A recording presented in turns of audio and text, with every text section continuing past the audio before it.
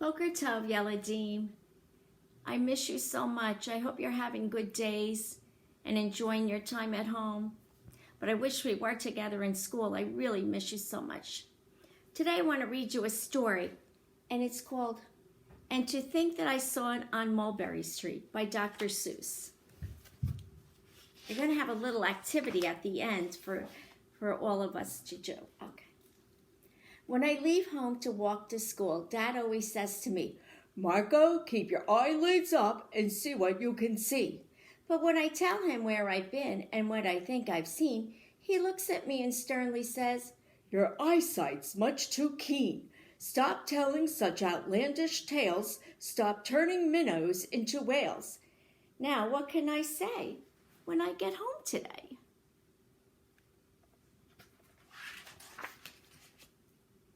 All the long way to school and all the way back, I've looked and I've kept careful track. But all that I've noticed, except my own feet, was a horse and a wagon on Mulberry Street. There's nothing to tell of. That won't do, of course. Just a broken down wagon that's drawn by a horse. That can't be my story. That's only a start. I'll say that a zebra was pulling that cart, and that is a story that no one can beat when I say that I saw it on Mulberry Street. Yes, the zebra is fine, but I think it's a shame such a marvelous beast with a cart that's so tame. The story would really be better to hear if the driver I saw was a charioteer, a golden blue chariot, something to me, rumbling like thunder down Mulberry Street. No, it won't do at all.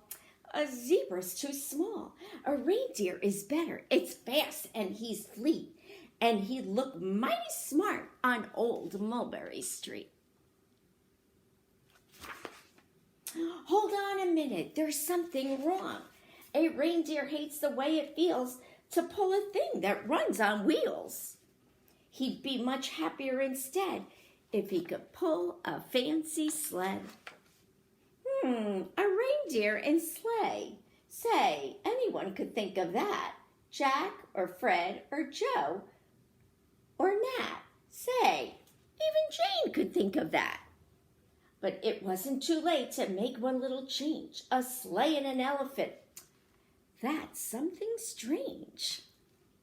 I'll pick one with plenty of power and size.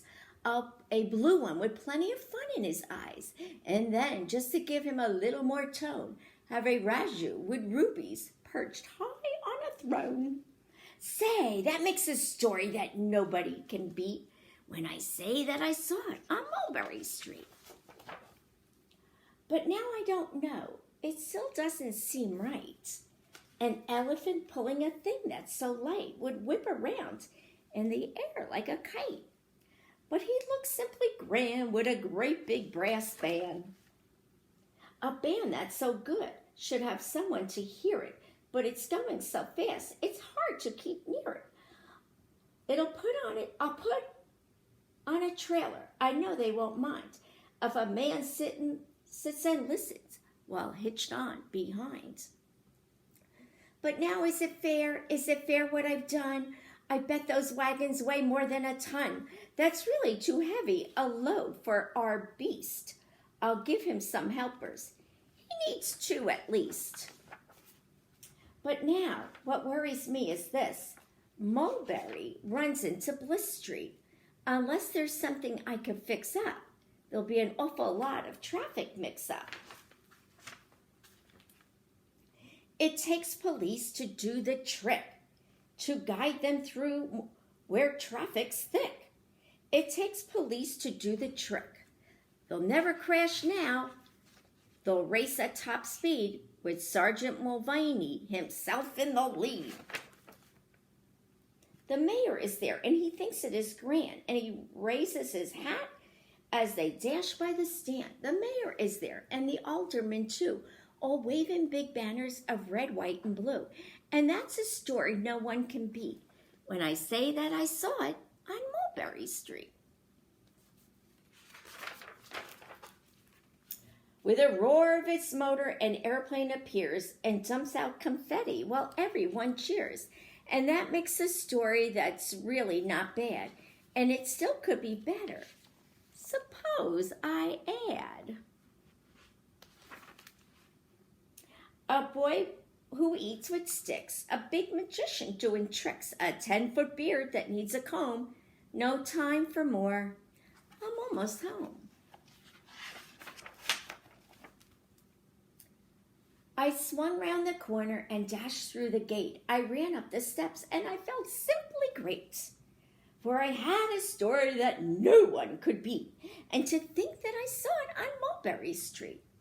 But Dad said quite calmly, "Just draw up your stool and tell me the sights on the way home from school." There was so much to tell, I just couldn't begin. Dad looked at me sharply and pulled at his chin. He frowned at me sternly from there in his seat. Was there nothing to look at, no people to greet? Did nothing excite you or make your heart beat? Nothing, I said, growing red as a beet, but a plain horse and wagon on Mulberry Street. So, did you like that story? I hope you did. I see you were listening nicely. That makes me feel so happy. So, what I thought would be really fun today is for our activity is we're going to make our street. So, whatever street you live on, so if you live on Barber Drive or if you live on Overlook or whatever street you live on, you're going to make a picture of your house and things that are on your street. Now, on your street, you might have a park, or you might have other houses or trees, or maybe you see somebody might have a basketball hoop outside. Whatever you see on your street, and then you're going to make a street sign. And how you're going to do that is going to be very easy. You're going to make a stick and then a stick across. And on the stick that goes across, you're going to write your street. So if you live on Dover Chester Road, you would write Dover Chester Road. And if your house number was 146, on your house you would write 146. And then you could even start to think about some of the things that you see when mom or dad drives you to school, because we don't walk to school, we drive to school. So we might see a lot of things. You could name them if you can't draw them, which is okay. Maybe you see a police station or a fire station or a supermarket or a playground or any other kind of store or something exciting maybe you see that I don't see when I drive to school. I know when I drive to school, I see the Acme, and I see a fire station, I see another school. I see a lot of things when I drive to school, and I bet you do too. I can't wait to see your pictures. You can have mom or dad take a picture of it and send it to me. I'd love to see them. I miss you children so much. Every one of you I miss. I wish I could kiss you right now and give you a big hug. So I'm going to send you a kiss, and I can't wait to see you soon.